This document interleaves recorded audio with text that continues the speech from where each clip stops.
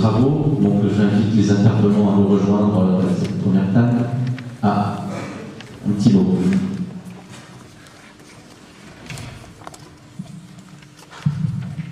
Bonjour, est-ce que vous m'entendez là si je parle comme ça? Oui. Je serai bref. Chers actionnaires, bonjour. Il est toujours difficile de succéder à une bonne année. Et c'est pourtant ce que nous avons fait, même si cela n'a pas été facile. Nous ne sommes pas en crise.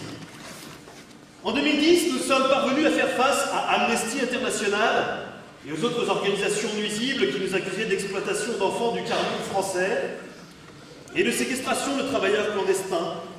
Nous avons gagné notre procès, condamnant ainsi les lobbyistes d'Amnesty International et de la Ligue des droits de l'homme à réparation pour entrave à la loi du marché.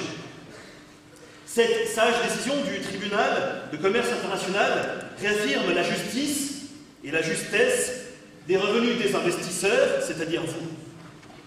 Vous, chers actionnaires, merci. Cette année encore, très chers actionnaires, nous voulons faire fructifier les expériences humaines. Aussi, nos programmes culturels et publicitaires offriront dans quelques jours à des milliers de clients à travers la France des solutions de management novatrices avec l'aide du HCRST, le Haut Commissariat au rendement et à la santé au travail. Bientôt, la prise en charge des équipes salariées pour une productivité optimale ne sera plus un problème. Vous m'entendez toujours? À titre d'exemple, nous avons déjà réussi à supprimer les cellules d'aide psychologique, les centres sociaux et les délégations syndicales chez la plupart de nos principaux partenaires. Confiance, ensemble, on avance. Comme vous le savez, chers actionnaires, notre groupe est confronté à toute une série de problèmes politiques, économiques, météorologiques et sociaux dont nous nous sortons absolument, admirablement bien. Comment? Eh bien, en effectuant les choix justes et bons au bon moment.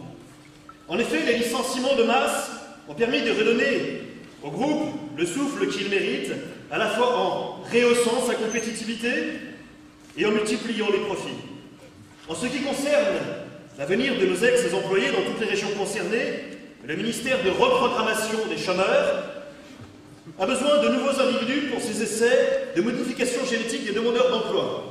Alors, si nous pouvons à la fois faire monter le cours de notre action et rendre service à la science, n'ayons plus peur du progrès, n'hésitons plus, ensemble, licencions. Chers actionnaires, il est tuberculeux parmi vous. Chers actionnaires, je vois que vous vous impatientez. Il est enfin temps de partager avec vous l'exposé de nos potentiels d'action et d'évolution pour les 20 prochaines années. Les cœurs de cibles à impacter se multiplient et l'étendue des domaines couverts par notre groupe est de plus en plus vaste. Notre processus aboutit à une maîtrise totale de la gestion du produit humain, depuis sa mise en service jusqu'à la sortie de chaîne. Je vous livre quelques mesures significatives. Puçage infantile systématique dès la maternité permettant une pleine et entière traçabilité. Rachat des éditeurs de manuels scolaires et maîtrise unilatérale des contenus. Intégration d'ateliers de production et des chaînes de montage dans les cours des écoles. Économie des coûts de poste enseignants remplacés par des vidéoconférences labellisées par nous-mêmes. Fichage individuel et vidéosurveillance collective.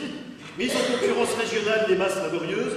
Retraitement des unités séniles en épouvantails agricoles, etc., etc. Pour mettre en œuvre, merci de manifester vos contentements, pour mettre en œuvre ce projet visionnaire, il faudra le socle d'appui locaux. C'est pourquoi nous imposons aux politiques ce plan de restructuration totale, sous peine de non-paiement des taxes locales, sous peine de licenciement ou encore sous peine de délocalisation. Sous les directives des pouvoirs politiques locaux, les professionnels et bénévoles, éducateurs, animateurs, accompagnateurs, auxiliaires, assistants de vie, psychologues, etc., toutes ces personnes en activité regroupées sous l'étiquette délétère de travailleurs sociaux et d'éducation populaire seront mises à contribution. Pour que les flux financiers émanant de notre groupe soient attribués aux structures et aux projets dits sociaux, il faudra que chaque structure, chaque projet réponde à un cahier des charges précis, à un ensemble de critères prédéfinis.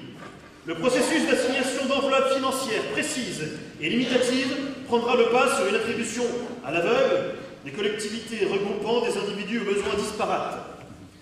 Ainsi, nous transformerons les travailleurs sociaux en gestionnaires, l'éducation populaire se transformera en contrôle social, la rencontre des personnes se mutera en suivi des usagers, afin de pouvoir diagnostiquer et indiquer tout problème, toute difficulté.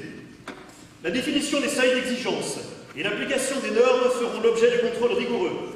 Ceci dans le but de ne pas dilapider indéfiniment les biens octroyés. Le travail social, l'éducation populaire s'orienteront donc vers la bureaucratie, la bureaucratique, la bureautique, les entretiens, les questionnaires, les évaluations. Nous avons bon espoir que d'ici à 20 ans, nous ne parlions plus de droits de l'homme, mais d'harmonie productive collective. Nous ne parlions plus de travail social, mais d'accompagnement de l'intérêt général. Nous ne parlions plus d'éducation populaire, mais de suivi civique contractualisé. Chers actionnaires, évidemment, tout ceci n'est qu'un commencement. La voie est devant nous, à construire, à améliorer pour développer notre réseau, à seule fin de rester le leader du marché. Encore une fois, nous tenons à remercier nos clients, nos actionnaires et tous ceux qui font de notre groupe ce qu'il est aujourd'hui. Tous nos employés contribuent à la création d'une culture globale et d'un monde meilleur, bio-équitable, politico-économico-durable, dont vous faites partie intégrante. Bravo et merci de nous apporter votre confiance.